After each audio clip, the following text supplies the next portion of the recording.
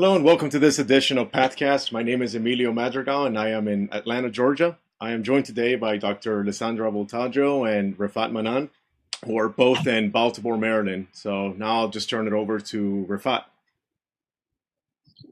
Thank you, Emilio. So hi again, everybody. So this is Rifat Manan. I am with Dr. Lissandra Voltaggio here at Johns Hopkins Hospital in Baltimore. So Dr. Voltaggio is the assistant professor of pathology here. So she will be presenting a slide seminar today about different aspects of Barrett esophagus.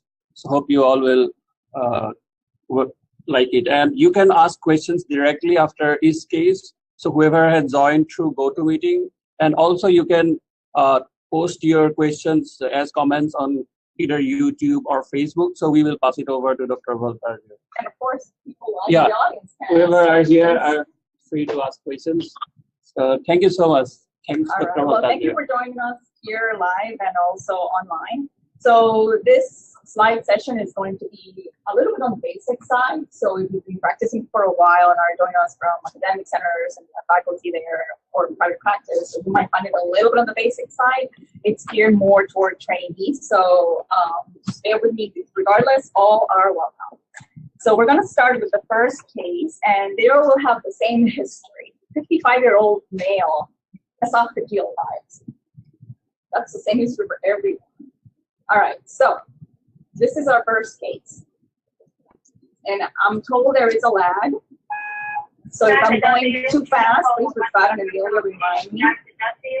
So what are we seeing? We're seeing squamous mucosa. We're seeing columnar mucosa. And what is the question that we're trying to answer? The question that we're trying to answer is likely, does the patient have Barrett esophagus? And typically, all the history we get is biopsy of the distal esophagus. That's all we get. So what do we have to see in order to diagnose Barrett esophagus? So the American College of Gastroenterology requires us to see the presence of intestinal metaplasia and columnar lined epithelium in order to establish a diagnosis of Barrett esophagus. But there's a caveat. Endoscopically, the gastroenterologist, person performing the endoscopy, needs to see columnar type, which is typically salmon-colored mucosa in the form of tongues or islands extending proximally from the gastroesophageal junction. And in 2016, the American College of Gastroenterology established that that extension should be at least a centimeter proximal to the GE junction. And what is the GE junction? So the GE junction is that area where the distalmost aspect of the tubular esophagus connects to the proximal most aspect of the gastric folds. So if the clinician sees that, he or she takes a biopsy and hopes to find intestinal metaplasia in order to establish diagnosis. Why do we need to see intestinal metaplasia in the US and in the United Kingdom and in places like Japan? They don't require the presence of intestinal metaplasia. So even though there are molecular similarities between columnar lined esophagus with intestinal metaplasia and without intestinal metaplasia, there's a lot of data that says or establishes or suggests that patients with intestinal metaplasia are at a much higher risk of developing esophageal adenocarcinoma than patients without intestinal metaplasia. And that's why we have that requirement. So how are we going to answer that question in this case? So we're running around looking for intestinal metaplasia. There's one finding so far, and Rifat, can you point to that finding?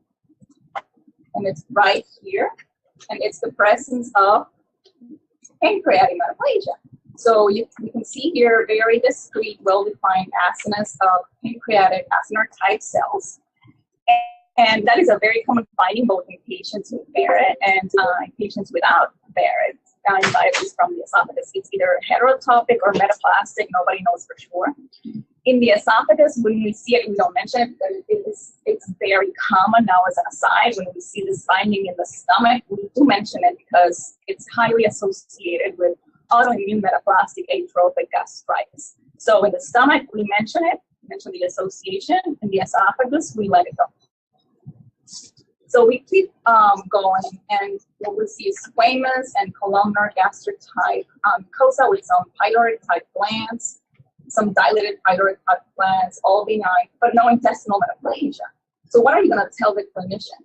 Well, we cannot establish the diagnosis of Barrett esophagus in this patient. So what are we going to say? So here we would sign this out as cardiac mucosa, with typically there's some degree of chronic inflammation, with chronic inflammation and associated squamous epithelium with mild reactive changes. There are typically some mild reactive changes and no intestinal metaplasia, and leave it at that. Since you don't see any intestinal metaplasia, we don't need to talk about dysplasia, because dysplasia is a comment that we add when we see goblet cells. So that's that for this particular case. Any questions so far? Anybody who has joined on GoToMeeting can directly ask questions. Feel free. Oh, one more thing. I forgot to show. We don't typically do special stains to evaluate for Barrett esophagus. We used to do an Alcian blue PAS on every single case, but that was a bit of an overkill. So we stopped doing that, and it's been demonstrated that it actually increases your false positives, and it creates more problems that are not being solved. And you can readily identify intestinal metaplasia on H&E. If you're struggling on whether an H&E it's a goblet cell or not, it's likely not a goblet cell. But if you decide, despite that, to do a PAS Alcian blue, and I think it's a tricky stain to perform, our lab is very proficient at it, thankfully, because we have been doing it for such a long time up until recently. And our stain is, not to brag, but it's beautiful. So in cases without intestinal metaplasia, all you're going to see is the pink magenta. Can you point to the gastric mucin cap? Pink magenta gastric mucin cap without blue staining goblet cells. Now, if we were to see goblet cells, they would look like this. Very discrete, very independent, typically far away from each other.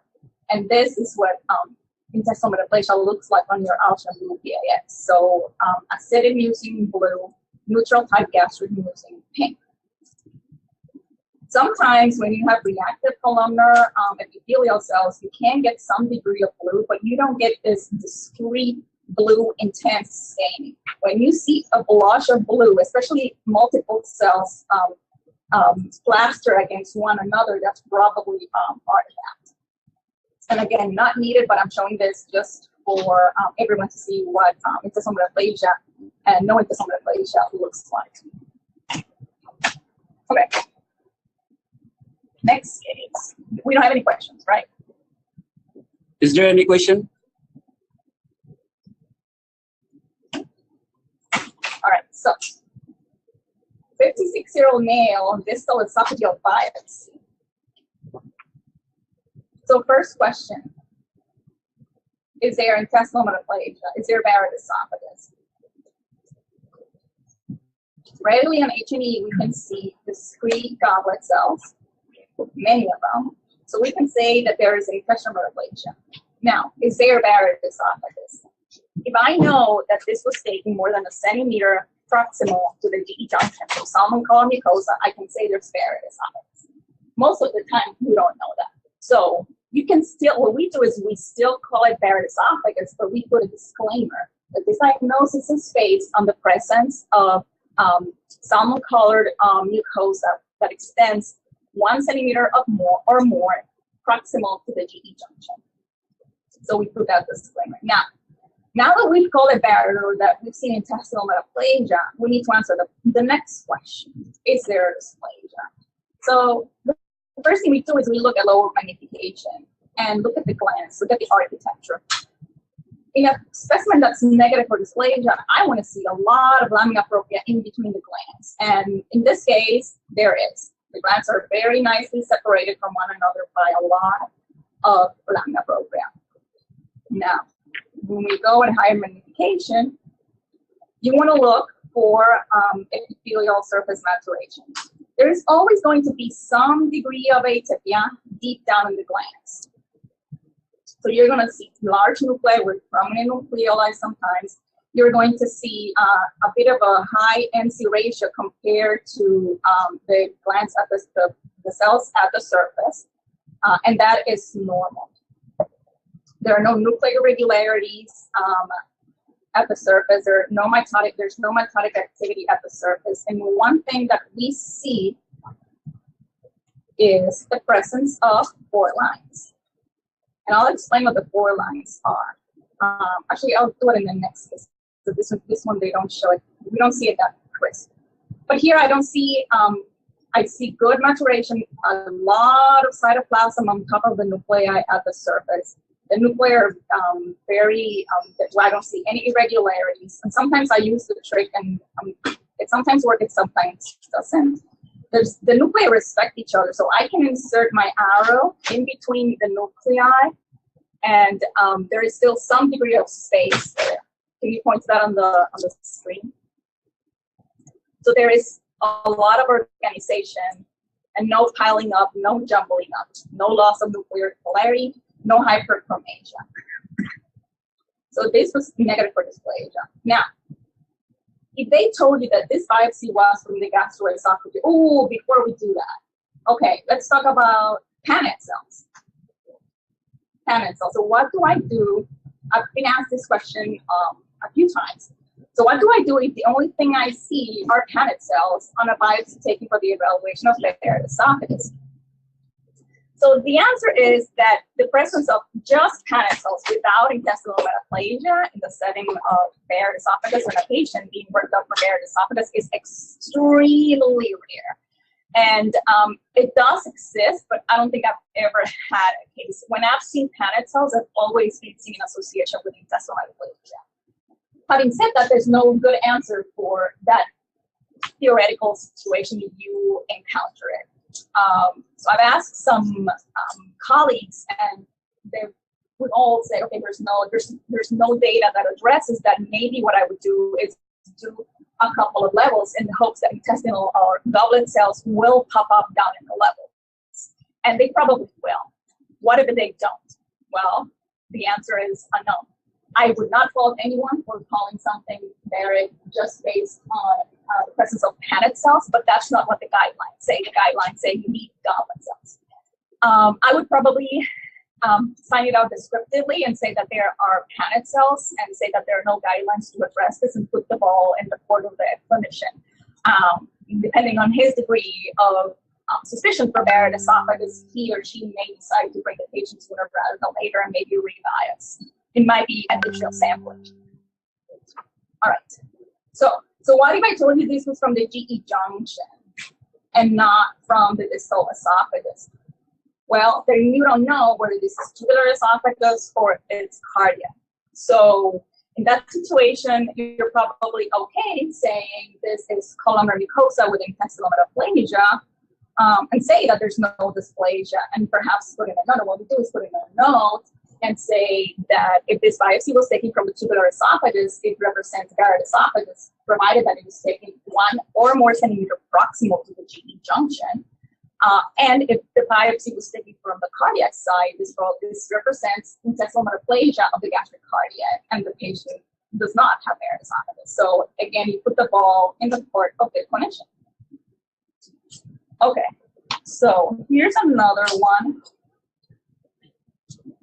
And on this one, we're going to talk about the pore lines.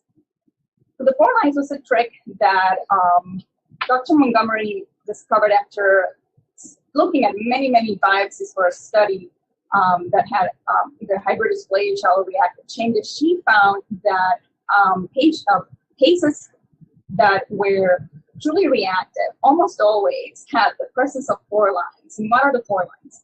The pore lines, the first line is the gastric mucin cap right on top. Can you point to them on the screen? Gastric mucin cap right on top of the epithelium. The second line is the bottom of that mucin cap right underneath the mucin.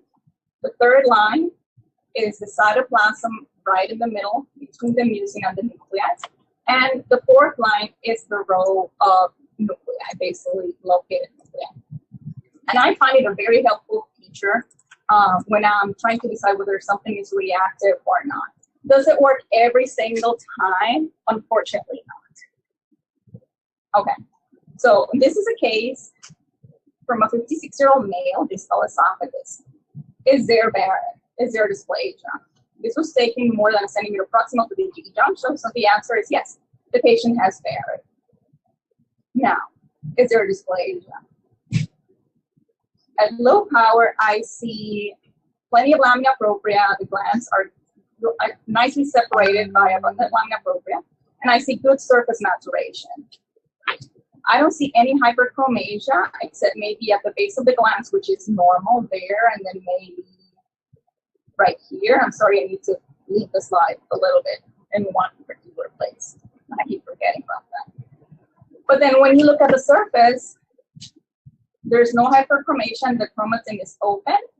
You do see some nucleoli, but there are no macronucleoli. So these are features of reactive epithelial cells, or Barrett with reactive epithelial changes, despite the absence of significant inflammation in this particular biopsy. So negative for dysplasia, Barrett esophagus. Now, some people might get a little bit nervous because of the presence of papillary surface configuration, and I get that. I can't base my diagnosis of dysplasia based only on that without the cytologic features, and others may disagree, and you're invited to disagree, comment, or ask any questions. Now, I forgot to mention that in cells, columnar cells, stemming right off of the squamous epithelium, you're going to see a greater degree of dysplasia, a greater degree of higher NC ratio than a columnar epithelium away from the squamous epithelium. So when you're looking for dysplasia and you're looking here and you see something that worries you, go farther away. If you still see that change, it's probably dysplastic. But if things look better, less dysplastic, with more cytoplasm, less nuclear hyperchromasia, you're good to go saying that this is reactive. Okay. I have another case showing reactive epithelial changes. Just make sure I don't have any dots here. And this one's tricky. It's tricky because this is an area that at low power really catches your eye, maybe associated with an erosion. Can you point to the erosion? And we know that cancer and mucosal carcinoma can be associated with erosion, but we also know that the presence of erosions for any reason can produce epithelial changes that can be concerning for dysplasia. So when we look at higher magnification, we do see mitotic features, we do see nuclear enlargement and nuclear hyperchromasia, but then in the areas that are not eroded, there is still some degree of epithelial maturation with lower NC ratio. And the chromatin is not really particularly hyperchromatic at the surface. So maturation is there. So the fact that this is associated with an erosion, and the fact that there's no sudden change in the morphology of the cells, which is helpful in the setting of dysplasia. Dysplastic changes typically have an abrupt transition from non-dysplastic to dysplastic. So we are not seeing that transition here. So that's also helping to decide that this is reactive. So at low power it looks worrisome, but at higher magnification, it's okay. Associated with an erosion and perhaps maybe a little bit on the thick side, this area of the pie. And also when you look at the rest of the case, all of the changes again are reactive. Here you can see the chromatin stay pattern, open chromatin, visible but not prominent macronucleoli. So I would consider this as reactive. And one last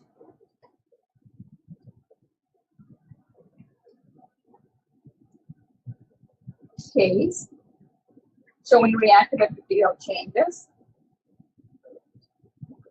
And again, at low power, the nuclei look a little bit more prominent, bluer, and perhaps with some stratification. I wonder if this is low-grade dysplasia.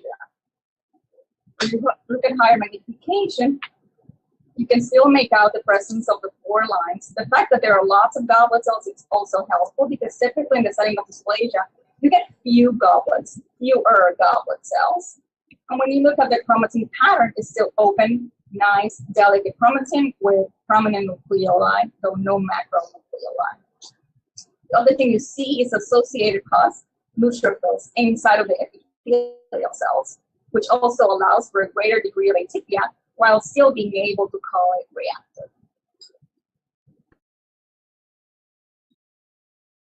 I have a question. Sure. Maybe like it is more relevant for trainees. That do you want to talk about complete and incomplete intestinal metaplasia? Yeah. So complete intestinal metaplasia is typically seen in the stomach. And complete intestinal metaplasia, I don't have an example here with me, means that the epithelium looks truly intestinal. Besides goblet cells, you lack the presence of gastric type mucin on top, and you can have Paneth cells with even a brush border.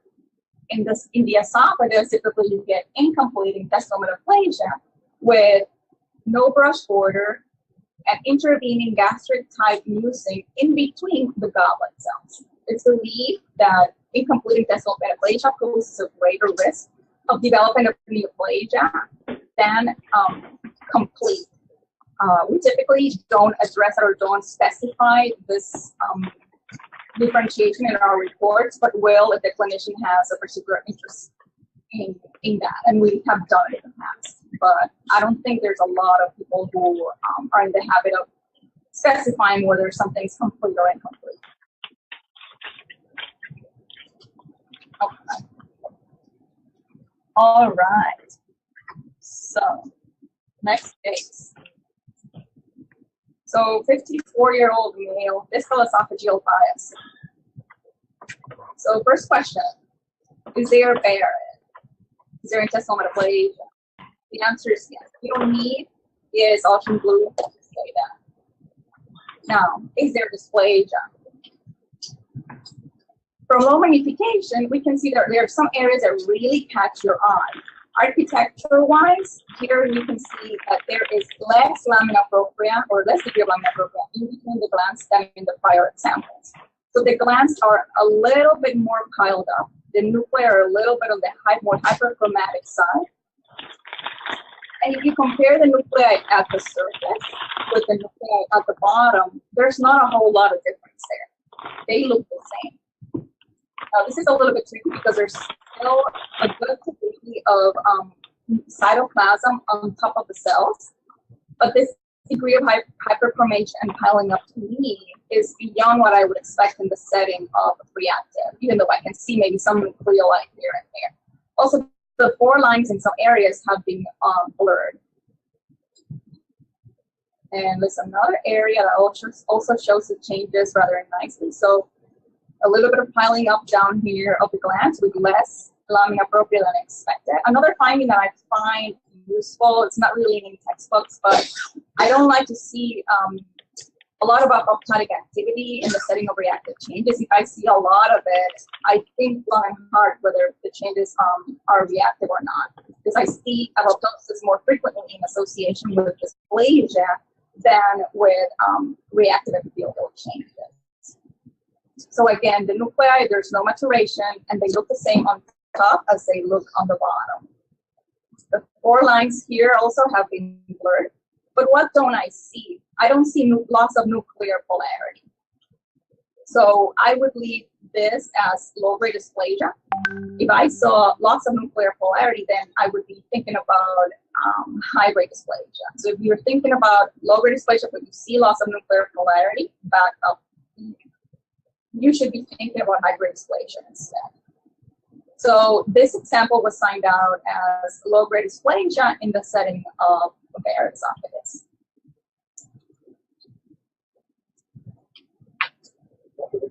Yes.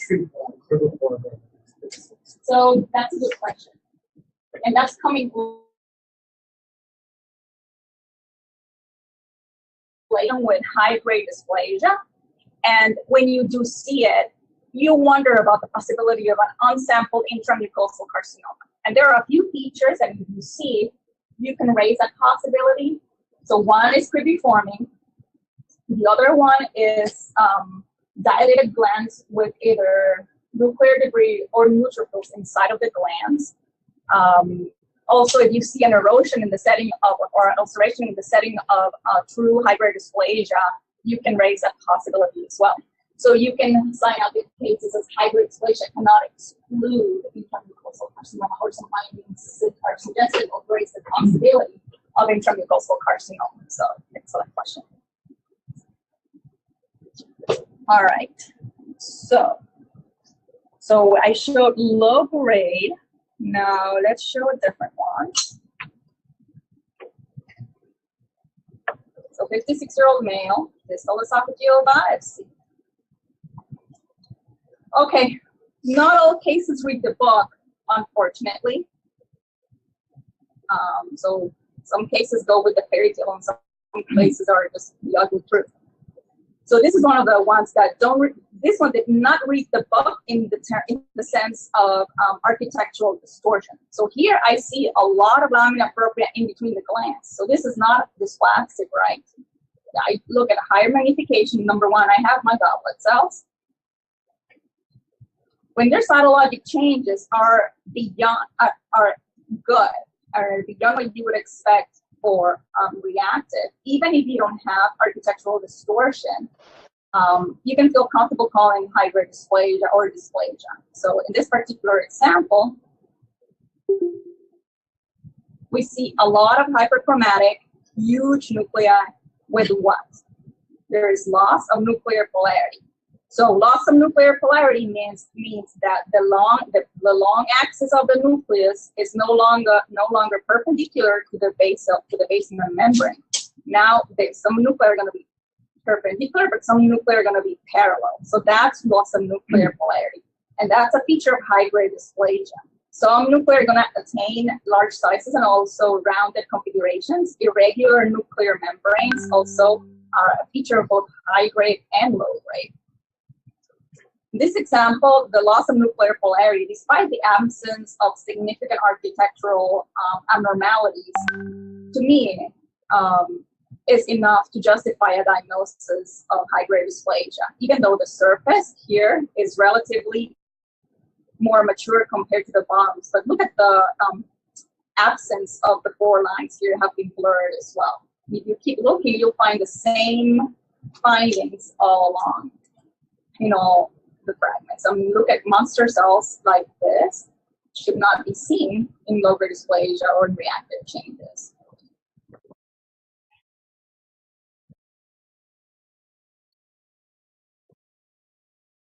And here's more of it. This area here shows fantastic loss of nuclear polarity and hyperchromatic smudging nuclei. We were talking the other couple minutes ago about apoptotic activity, and here we have a lot of apoptosis in association with this dysplastic area.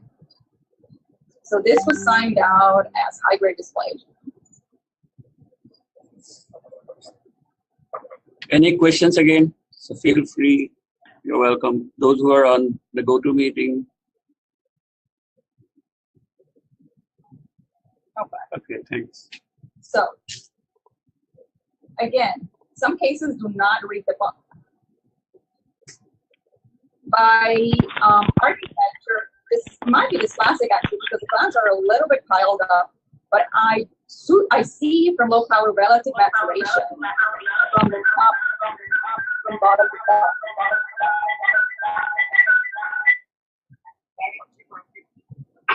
Despite that, the cytologic changes are beyond what I would expect for reactive or even low-grade dysplasia. So we have some monster cells, markedly irregular nuclei. Some are hyperchromatic, some are less really have open chromatin pattern, but some are smudgy and hyperchromatic. And we have a lot of loss of nuclear polarity with some cells lying on their sides and just really a lot of jumbling up. Despite that, there's a fair degree of nuclear maturation, even with 4 lines on top. So here we would sign this out as hyperdysplasia basal pattern. We were kind of inconsistent when it comes to basal pattern dysplasia Some observers, if they see cytologic changes that are less pronounced than in this case, but they're still worrisome, they will assign out the case as indefinite for dysplasia, and that will bring the patient back. Some observers will assign out the cases basal pattern low-grade dysplasia. And when there are features that are, as in this case, no question, with good features for high grade, then I don't have a problem saying high grade dysplasia basal pattern. But we are not consistent. But even then, the presence of basal pattern dysplasia has been associated with concurrent or development of carcinoma in approximately 80 to 87% of the cases. So if you see it, you should at least consider the diagnosis of indefinite for dysplasia so that the patient is brought back sooner rather than later. Now, how are patients with dysplasia treated? Oh wait, I have another one that I wanted to show. So, okay, so fairy tale, ugly truth.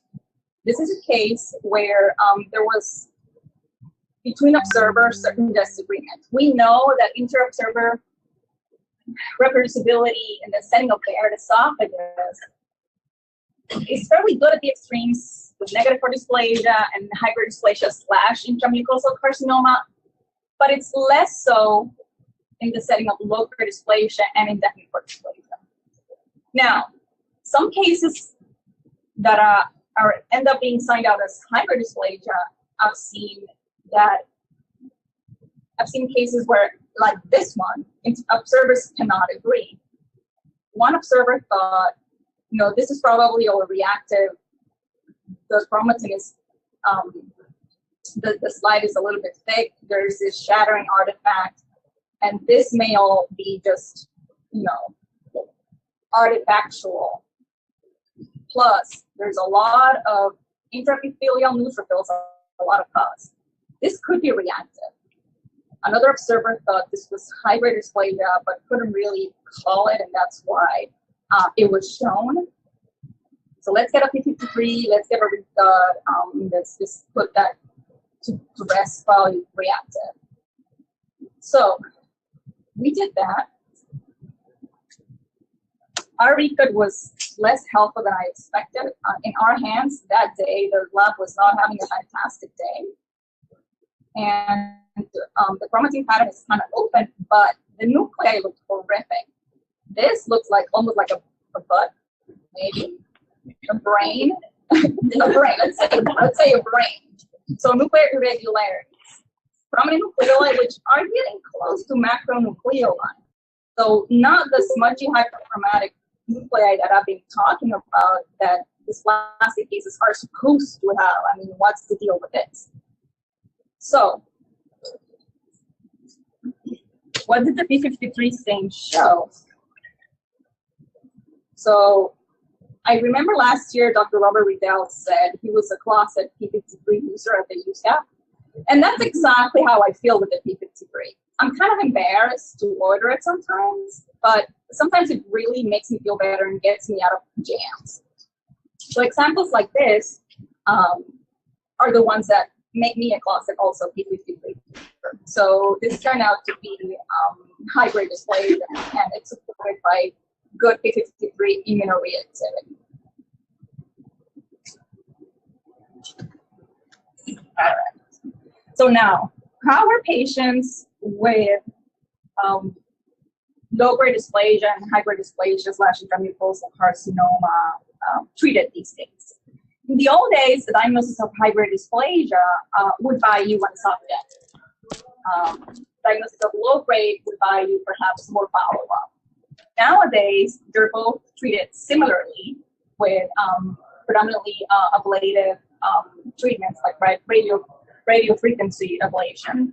If there are nodular discrete lesions that the endoscopist is able to identify, he or she may do an endoscopic mucosal resection, also known as an EMR.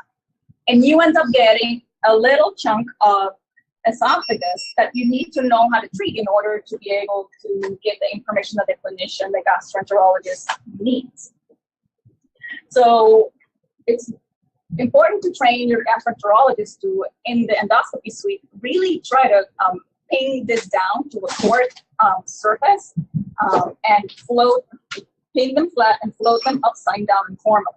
If you just plop the tissue informally, the tissue collapses and just folds over and becomes concave. And it becomes problematic to process it and to examine it histologically because the edges will approximate and the margins will be difficult to assess in that setting. So this is a good example of this was pinned down to a quart. This is a good example of how they should look. Now, where are the lateral margins and where are your deep margins? And that's, that's problematic sometimes, and not all of the cases are like this, unfortunately. So basically, your lateral margin should have squamous mucosa or glandular mucosa and a little bit of muscularis mucosa. And the same on the other side. So this one has columnar mucosa and a little bit of muscularis mucosa. And this is not the muscularis propria, right? This is the muscularis mucosa. Why? It looks thick and big. It has to be the muscularis propria. Well, in the setting of Barrett esophagus, it has been demonstrated that multiple cycles of injury makes the muscularis mucosa thick and big, and it causes duplication so that you end up with your original muscularis mucosa underneath and your duplicated, very delicate muscularis mucosa up top. So that if you have an esophageal adenocarcinoma that is down here, this is not the submucosa. This is still the lamina propria, and it's still a T1A. And it's not in the submucosa, which would make it a T1B. Now, we don't have them in this example, but if you had esophageal submucosal glands, that would be another clue to tell you or let you know that they're dealing with submucosa. Unfortunately, not all of the EMRs have them. Now, your deep margin, which is important when you have intramucosal carcinoma, because you need to mention whether it's positive or negative, should not consist of muscle. So if your muscle here is here, this is not that is not the deep margin. The deep margin should consist of loose fibroconnective tissue with large vessels, fat, or submucosal glands. So if you see muscle and you want to call it a deep margin, hold back and don't do it. Your embedding is probably wrong, your tissue curled up, and you're probably looking at, if there's ink, at your lateral. So those are the important things to know in the setting of endoscopic mucosal resections. The other thing to know, and let's see if we can see that here. When the clinician does endoscopic mucosal resections, they basically inject saline. For example, here. This is a piece of EMR that has curled up a little bit. This is not your deep margin. That is not your deep margin. Your deep margin is this, where your fibroconnective tissue and your large vessels are, okay? So, to do the EMR, the clinician injects saline into the submucosa and lifts the tissue up. When it lifts the tissue up, it forms a polyp that he or she is able to snare. And how she does it is she will place a cup on top of the tissue and suck it up.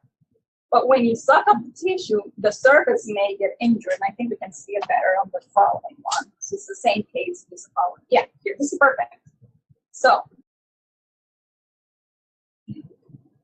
your tissue is going to be sucked into the cup so that you no longer have an epithelial surface. You only have the glands at the bottom. Thankfully, in this example, you can still call it dysplastic. I think few people would argue with me that this is low-grade dysplasia. There is loss of mucin and little in the way of nuclear maturation or cellular maturation as you reach the surface. In some areas, you have a preserved epithelial layer, epithelial surface, but in some areas you don't. And sometimes you have to do or make a determination of dysplasia based on specimens without a surface. And that can be difficult if you don't have areas that look like this in your specimen. And sometimes it's helpful to review prior material and just confirm the presence of dysplasia in that setting. So that's something that can occur. Let me see what else. Yeah, that's all I want to say for this. Okay, let's look at this. All right, let's talk about intramucosal carcinoma. So what is intramucosal carcinoma? Well, first of all, let's talk about margins in this EMR. Where are my margins? This is a good one. Where's my lateral margin and where's my deep margin? So this is muscle. Is this lateral or deep margin? Anyone? Lateral margin. Okay. So here we have our loose fiber-connective tissue with large vessels. And this is my deep margin. So it's deep, deep, deep, deep, lateral, and lateral. Okay, so what is intramucosal carcinoma? Intramucosal carcinoma is when the neoplastic cells have reached through the basement membrane and now have invaded the lamina propria. What do you see? You may see small, ill-defined glands in the lamina propria. You may see single cells, and the other trick that you may see is aberrantly growing glands. So this is the surface, and glands should be growing perpendicular to your muscularis mucosa, not parallel. So when you see glands growing parallel to your muscularis mucosa, that's an indication of intramucosal carcinoma. Now, I personally want to see single cells or small ill-defined glands in the lamina propria. If I only see these glands extending and growing sideways or parallel to the muscularis propria or parallel to the surface, if that's the only thing I see, I have a little bit of trouble calling it, but I know others will. So, and here's another example. So surface, muscularis mucosa, and you have your glands growing parallel. The other thing you can see is complete effacement of the lamina propria to the point where you have areas where you don't see any lamina propria at all. And if you have just a little bit of preforming and effacement, you know, you might want to stay at hybrid dysplasia. I cannot exclude intramucosal carcinoma. But if you have expansile areas of lamina propria effacement, then you're good to go in calling it intramucosal cancer. So intramucosal cancer can still be treated via endoscopic mucosal resection. And even if you have a little bit of submucosal extension, what we call SM1, and the submucosa is divided into thirds. Your upper third, SM1, middle third, SM2, lower third, SM3, or more outer third, SM3. The trouble is when you get into that SM1, SM2 area where your chances for development of lymph metastasis gets a little bit higher. And when you do see that, and when you're sure you're in the submucosa, and you give the diagnosis, it's not automatic that the patient will get surgery, but the case is discussed in multidisciplinary clinics, and it's taken on a case-by-case basis. But when you diagnose submucosal extension, it does, have, significant clinical implications potentially. Okay. Let's just look a little bit more at the presence of submucosal cancer. And this is what I meant when I said that if I saw dilated glands with necrotic debris or neutrophils inside of the lumen in the setting of hybrid dysplasia, we know this is intramucosal cancer, so this is not, but if I see this, and my diagnosis is hybrid dysplasia, I put a disclaimer in the note that there are certain features, such as blah, blah, blah, that raise the possibility of an unsampled intramucosal carcinoma. I have a question. Yes. So like this is the slide that you are showing is an EMR, right? Right. So, but when you have a biopsy, to differentiate between high grade and intramucosal, so what are the points that you emphasize on? So if I see, for example, here, this is a case that I signed out as, for example, I start thinking about an intramucosal cancer when I see either single cells, or this is what I mean when I say ill-defined small glands. Now, I didn't call this intramucosal, or this wasn't called intramucosal carcinoma. But if I see things like this is when I start to think, well, I have a lot of hyperdysplasia. I wonder if this gland has already reached the base of membranous and it's just invading the lamina propria. So when I see rare single cells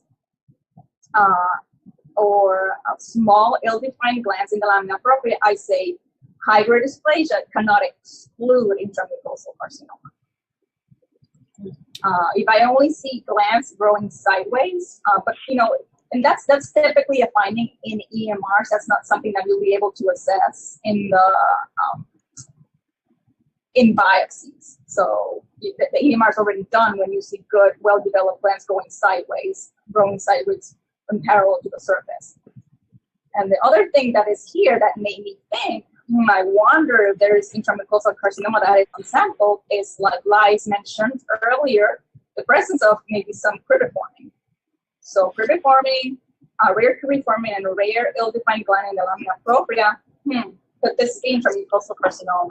I'm not sure. So high-grade dysplasia cannot exclude. So we have a question on Facebook. Yeah. Okay, so it's from Dr. Christina Arnold from Ohio State University. She just, so she wrote, for in-house cases, what is your trigger to get deeper sections? For in-house cases, trigger to get deeper sections, So if they call something a lesion or a polyp in the esophagus, I get very nervous and I become a drama queen. So I will get sections when I see that.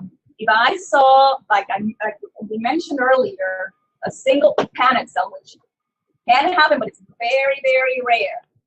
I think there should be goblet cells there. If I'm seeing the Paneth cells, I'm going to get deeper levels.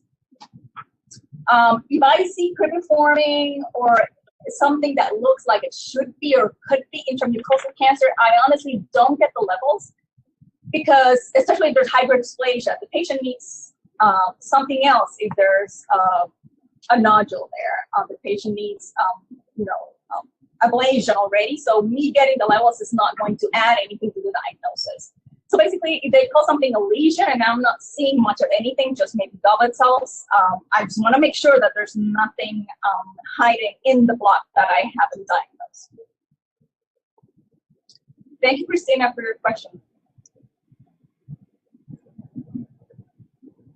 Okay, so I have another one where, this one I may have been a drama queen, but it's okay. Sometimes you're allowed. So we have Barrett. There were some goblet cells. We have high-grade dysplasia or some degree of dysplasia. To me, this is too much to stay at low grade, and some people may disagree. So these monster cells with loss of nuclear polarity do not belong in a patient with low grade, and I will label this patient with hyperdysplasia based on this. The changes extend to the surface. There's nothing in the way. There's nothing in the way of maturation. And then there was this area, which looked very raggedy, maybe crushed, but the cells looked a little bit different. When you start to get macronucleoli, so prominent nucleoli, we accept them in the setting of reactive changes. Sometimes you see them in hyperdysplasia, but when I see them in hyperdysplasia, I start thinking about lamina propria invasion. So I admit that this section was probably all raggedy and maybe torn, but I wanted to make sure that cells like this had not breached the basement membrane, and this was not an intramucosal cancer. So this is another one that we call hyperdysplasia cannot exclude intramucosal carcinoma. Again, probably the management of the patient is the same regardless. But I don't like seeing things like that. Cells looking back at you are never good. So better safe than sorry. All right, so last case.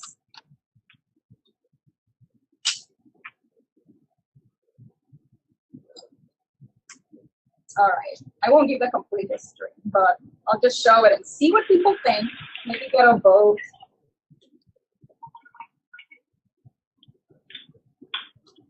I'll just move around slowly. Detached surface epithelium, goblet cells, no problem. I don't really see well-developed four lines. A little bit of jumbling up, but then again, this is detached epithelium. This fragment doesn't look that bad. Perhaps four lines.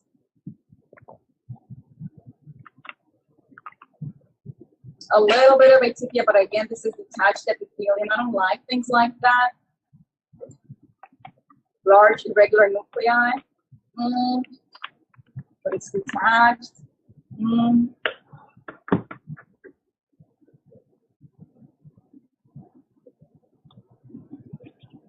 Not a whole lot in the way of maturation. Things don't look too atypical, but if you compare the nuclei down at the bases, compare them with the surfaces, they look pretty similar to me. Then again, the chromatin is a bit on the open side, some prominent nucleoli, could be reactive.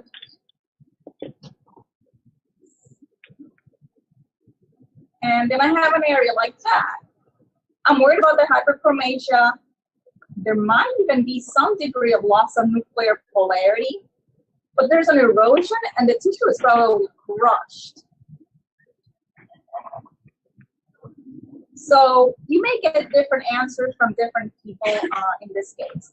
This was signed out as indefinite for dysplasia, and I agreed with the diagnosis. But there's space for a lot of disagreements when we're talking about indefinite for dysplasia, as I already mentioned. And some people don't even believe in the designation. I believe in being honest and truthful, and when I'm not really sure of the diagnosis, I'm not going to just choose. I'm just going to tell you I don't know. And in my case, I don't know whether this is dysplastic or reactive.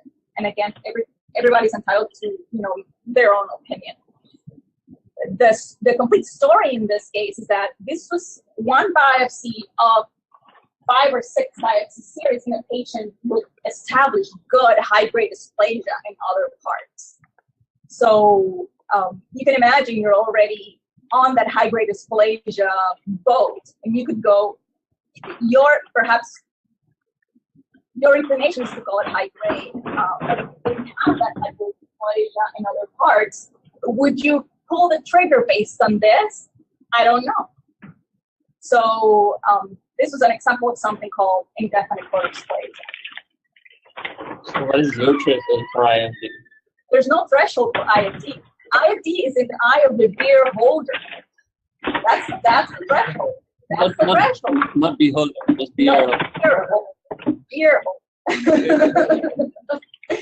So, and I'll admit that one day I may be looking at something and I'll be calling it indefinite. The next day I may call it reactive, right?